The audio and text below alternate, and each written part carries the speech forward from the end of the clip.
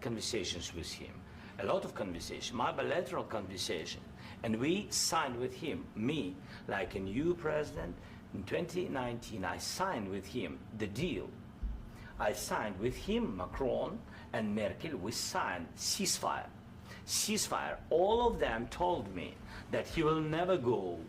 We signed with him with gas contract, yes, but after that, he broken this ceasefire. He killed our people and he didn't exchange prisoners. We signed the exchange of prisoners, but he didn't do it. What kind of diplomacy, JD, you are speaking about? What do you mean? I'm talking about the kind of diplomacy that's going to end the destruction of your country. Yes, but if you Mr. President, with respect, I think it's disrespectful for you to come into the Oval Office and try to litigate this in front of the American media. Right now, you guys are going around and forcing conscripts to the front lines because you have manpower problems. You should be thanking the President for trying to bring an end to this conflict. Have you ever been to Ukraine that you say what problems we have? I have been to. Come once. I've actually watched and seen the stories, and I know what happens is you bring them on a propaganda tour, Mr. President. Do you disagree that you've had problems bringing people into your military? And do you think that it's respectful to come to the Oval Office of the United States of America and attack the administration that is trying to prevent the destruction of your country?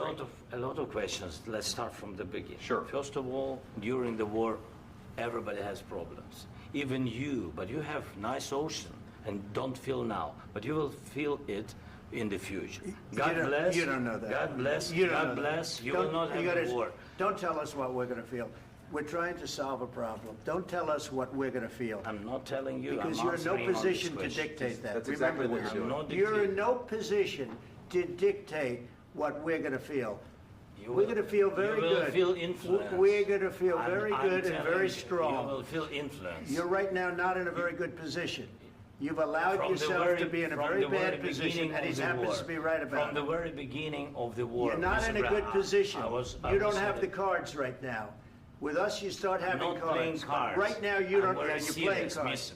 You're playing cards. You're gambling with the lives of millions of people. You're gambling with World War III. You're gambling with World War III. And what you're doing is very disrespectful to the country, this country. That's back to you. Far more than a lot of people said they should have. Have you said thank you once? This a lot entire of meeting? times. No, in this Even entire today. meeting, have you said thank Even you? today. You went to Pennsylvania and campaigned for the opposition in October. Offer some words of appreciation for the United States of America and the president who's trying to save your country. Please, you think that if you will speak very loudly about the war, you can... He's not speaking loudly. He's not speaking loudly. Your country's in big trouble. Can I Wait a answer? minute. No. You've done a lot of talking. Your country is in big trouble. I know. You're not winning. You're not winning this. You have a damn good chance of coming out okay because of us. Mr. President, we are staying in our country, staying strong from the very beginning of the war. We've been alone, and we are thankful. I said thanks you haven't in been this alone. cabinet. You haven't been alone. In this cabinet. We gave you, through this stupid president, $350 billion.